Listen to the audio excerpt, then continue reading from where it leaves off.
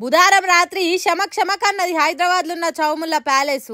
ముద్దుగుమ్మలకు తెలంగాణ చరిత్ర తెలిపేతానికి, ఇక్కడ నిజాం రాజులు ఎట్లా పరిపాలన చేసిండ్రని చెప్పేతానికి, అట్లనే అందగత్తెలకు విందు భోజనం పెట్టేతానికి చౌముల్లా ప్యాలెస్ ను ముద్దుగా ముస్తాబ్ చేసిండ్రు.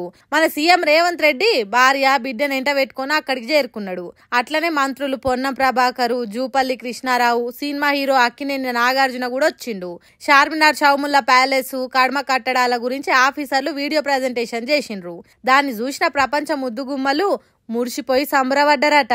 అట్లనే 300 ఏండ్ల కింద కట్టిన చౌముల్లా ప్యాలెస్ ను చూసిండ్రు. దాని లోపల నిజాం వంశ రాజ సింహాసనాలు, వాళ్ళు వాడిన వస్తువులు, శత్రువులను ఓడించటానికి సైన్యం చేత పట్టిన కత్తులు, కటార్లు, అట్లనే అప్పటి వంటలొండిన బగోన్లు, నిజాం రాజ్యంలో ఉన్న సంస్కృతి సాంప్రదాయాలు తెలిపే అన్నిటిని తిరిగి చూసిండ్రు.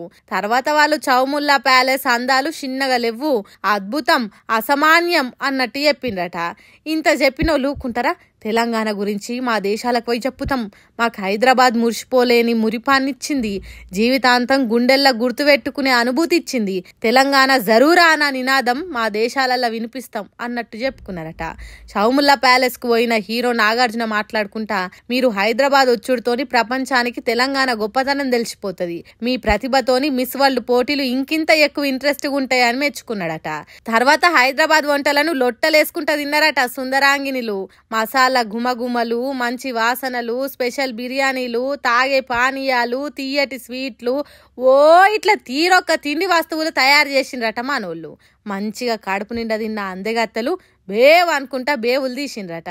ఇక్కడ అందరూ కలిసిమెలిసి బతుకుతున్న తీరు చూసిన నమీబియా దేశ అందగత్తె హైదరాబాద్ లా హిందూ ముస్లింల కలుపుగోలుతనం మంచిగా ఉన్నదని మెచ్చుకున్నదట. మంచి భోజనాలు పెట్టించినందుకు తెలంగాణ సర్కార్ కు ధన్యవాదాలు చెప్పిండ్రట.